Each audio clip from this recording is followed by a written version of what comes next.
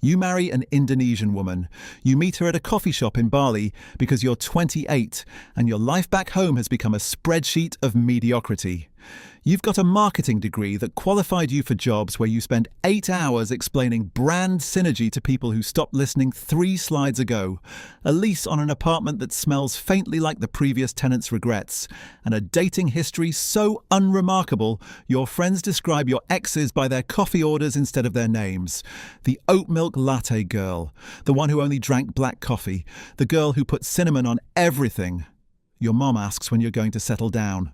You don't have an answer because settling down requires having something to settle into.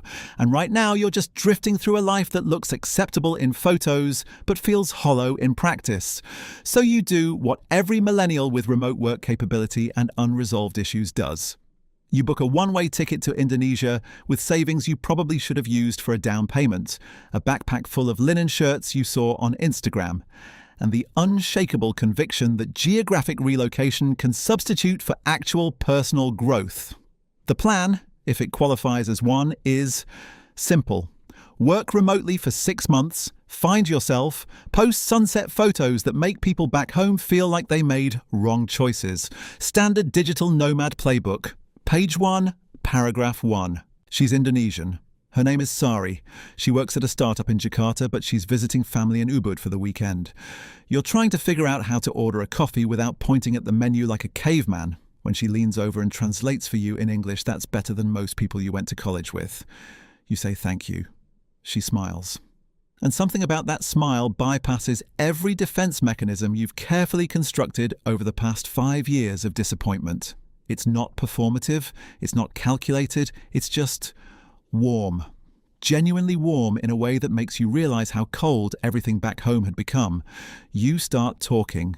What begins as a 5-minute conversation about coffee becomes an hour about work, family, why you're here, why she comes back to Bali every month to see her grandmother. She tells you about growing up in Surabaya, moving to Jakarta for university, the pressure to marry someone her parents approve of, the constant negotiation between what she wants and what her family expects. You tell her about the corporate job that paid well but felt like slow suffocation, the relationship that ended because neither of you could remember why you started, the gnawing feeling that you were living someone else's template for a life. The coffee shop closes. You walk through Ubud talking until street vendors start packing up their stalls. She shows you a temple tucked behind a row of art galleries where tourists don't go.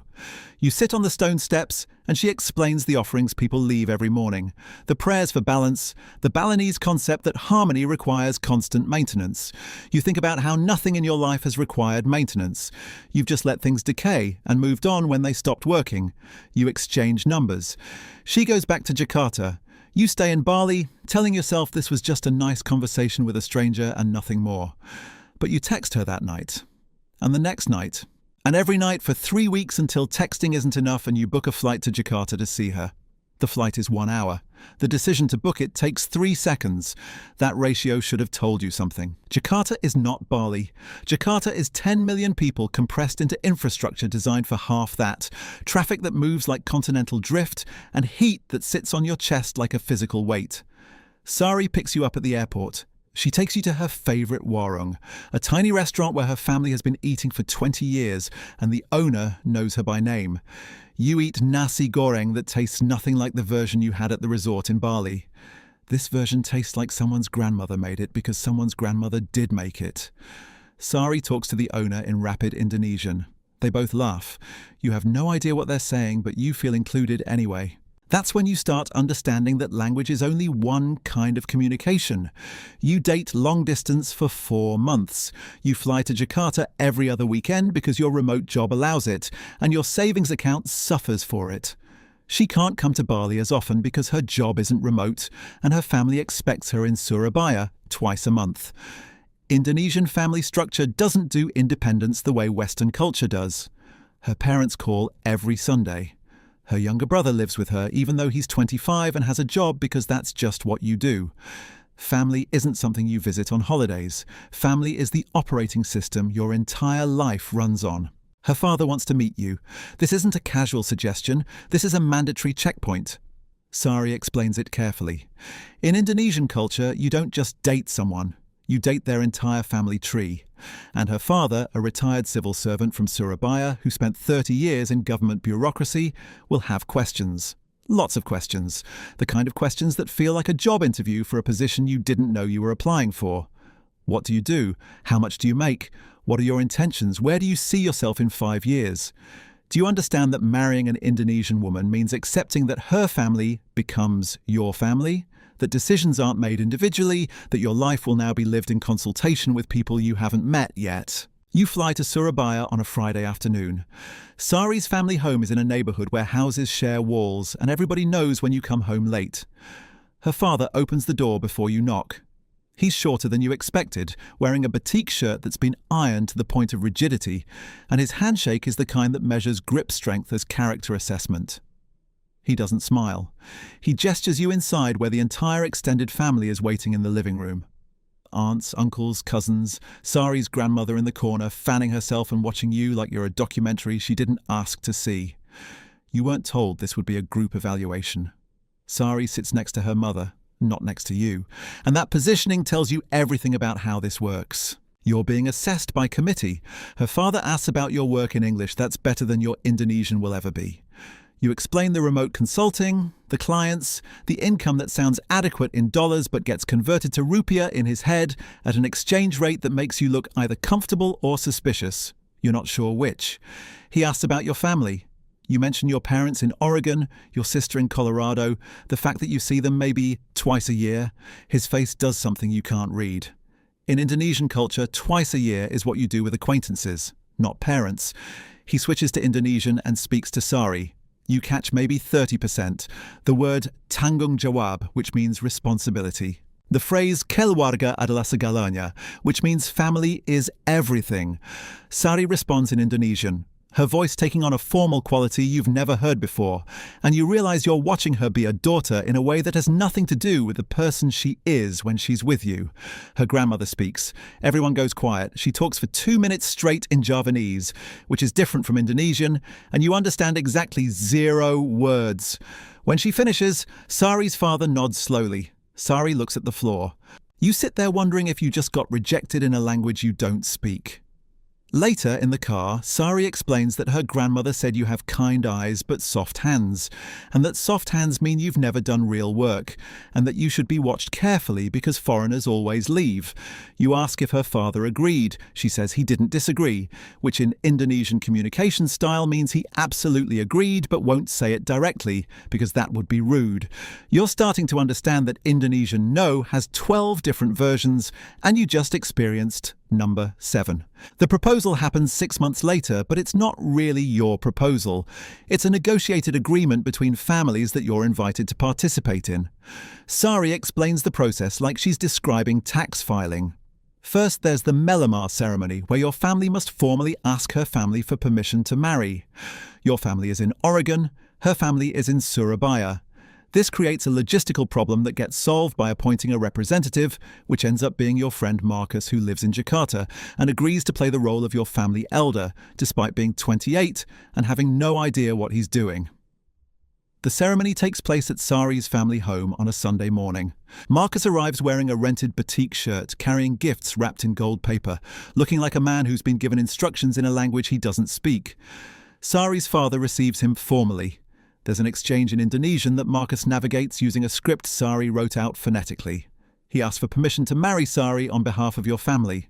Her father doesn't answer immediately. This is part of the process. He consults with the uncles. They consult with the grandmother. The grandmother asks a question Marcus doesn't understand. Sari's aunt translates. The question is whether your family understands that marriage means Sari becomes part of their family, but they also become part of her family, and that this isn't symbolic, it's operational. Marcus, to his credit, says yes. The father accepts. Everyone exhales. You weren't allowed to attend your own proposal ceremony because tradition dictates the groom doesn't appear until the actual wedding negotiations. You find this out afterward and spend 20 minutes wondering how you're supposed to feel about getting engaged without being present. The dowry negotiation happens 3 weeks later, and this time you're required to attend. You sit across from Sari's father at the same table where you had the interrogation dinner. This time there's a religious official present, a family elder whose job is to moderate the discussion and make sure everything follows Islamic tradition. Sari's father opens by stating an amount: 50 million rupiah. That's roughly $3,500. You were prepared for this because Sari warned you, but hearing it said out loud in a formal negotiation makes it feel different. This isn't a gift, it's a price. The elder explains that this is mahar, the mandatory payment from groom to bride that symbolizes the husband's commitment and responsibility. It's not paid to the family, it goes directly to Sari, but the amount is set by her father and it's non-negotiable in the sense that you can negotiate, but losing the negotiation means losing the marriage. You agree to the 50 million. Her father nods. Then he mentions the wedding costs. The ceremony will host approximately 400 guests because anything less would be insulting to the extended family and community. You're expected to contribute half. That's another 70 million rupiah. You're doing math in your head while trying to maintain the appropriate facial expression. 4 months of savings gone. Your father asks via WhatsApp video why you're paying for people you've never met to attend your wedding. You don't have an answer that translates across cultures. In Indonesia, a wedding isn't about the couple. It's about the families publicly affirming a social bond. The guests aren't witnesses, they're participants in a community event that happens to involve you getting married. Your presence is almost incidental. The wedding itself is 2 ceremonies because Sari is Muslim and you're not, which means you have to convert. The conversion happens at the local mosque on a Thursday afternoon with an imam who speaks limited English and you're limited Indonesian, creating a situation where you're not entirely sure what you're agreeing to until after you've agreed to it. You recite the Shahada in Arabic phonetically. The imam nods. You are now legally Muslim according to Indonesian law, which is the only version of Muslim that matters for the marriage certificate. Your parents watch via video call from Ohio. Your mother cries but won't say why. Your father asks if this means you can't eat bacon anymore. You tell him you'll figure it out. The actual wedding ceremony happens on a Saturday at a hotel ballroom in Bandung that holds 400 people comfortably and 500 people realistically. You arrive at noon for a wedding that starts at 2 because there's a pre-ceremony ritual called ceremony, where family elders pour water over you and Sari to symbolically cleanse you before marriage. You sit on a low stool in a side room wearing a sarong while Sari's grandmother, 3 aunts and her mother take turns pouring flour-infused water over your head from a clay pitcher. Each elder offers advice in Indonesian that Sari translates later. Work hard, respect your wife, don't forget your prayers, provide for your family. The water is cold. You're trying not to shiver while maintaining the appropriate expression of gratitude and humility. This is not how you imagined your wedding day starting. The ceremony itself is called akad nikah. You sit facing the imam with Sari's father beside you and 2 male witnesses from her family. Sari isn't in the room. She's in a separate area with the women, waiting. The imam asks if you accept Sari as your wife with the agreed mahar and responsibilities of marriage according to Islamic law. You say yes in Arabic because that's the only language that counts for this part. Sari's father officially gives his daughter to you in marriage. The witnesses sign documents. The imam declares you married. The entire legal ceremony takes 11 minutes. You're married before Sari enters the room. She appears 10 minutes later in a kebaya, a traditional Javanese wedding dress with gold embroidery and a headpiece so elaborate it required 3 people to construct on her head that morning, starting at 5. You're wearing a bes cap, the male equivalent, which is essentially a formal jacket with gold buttons and a batik cloth wrapped around your waist in a way that required YouTube tutorials and help from Sari's uncle. You sit together on a stage decorated with flowers and fabric while 400 people you mostly don't know file past to shake your hand, take photos, and offer blessings. This part takes 3 hours. Your hand goes numb around guest 200. A woman you've never met cries while hugging Sari and telling her something that makes Sari tear up. You learn later she was Sari's elementary school teacher. That's the kind of wedding this is. Everyone who has ever known either of you is present and emotionally invested. After the receiving line comes Sungkeman, the moment you've been dreading since you learned it existed. You and Sari kneel before her parents. You take her father's hand and press it to your forehead. Then, her mother's. This is how you ask for their blessing. Her mother cries. Her father places his hand on your head and says something in Sundanese you don't understand, but feel in your chest anyway. Sari whispers the translation later. He said you're his son now, completely, not in-law, son. You perform the same ritual with your parents via video call after the ceremony, kneeling in a hotel room with your laptop on the floor. Your mother sobs through the entire thing.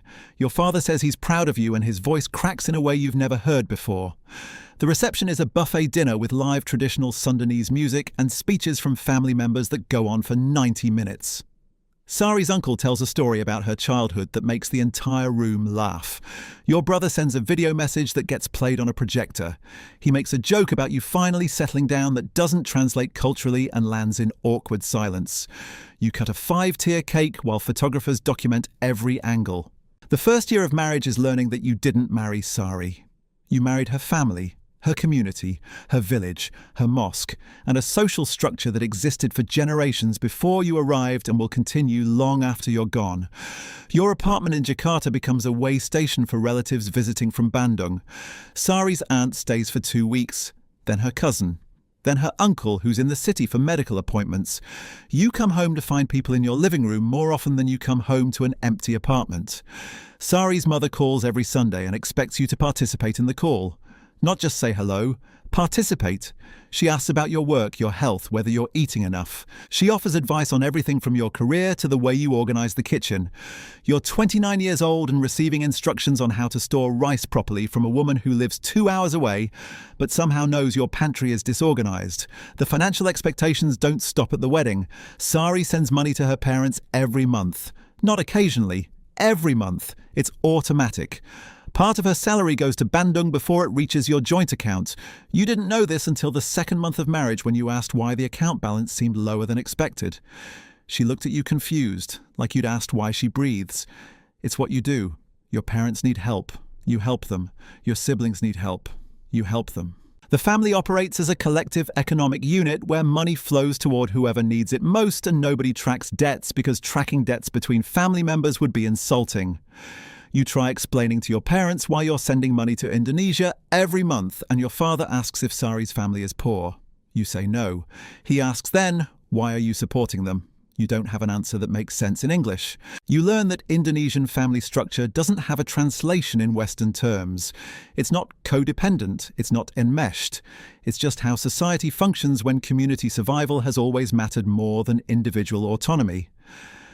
Sari's younger brother moves in with you for 3 months while he looks for a job in Jakarta. He sleeps on your couch, eats your food, uses your Netflix account, and treats your apartment like a temporary hotel, except hotels have checkout dates. You mention to Sari that 3 months is a long time. She looks at you like you've suggested abandoning a family member on the street. He's family. Family stays as long as they need to.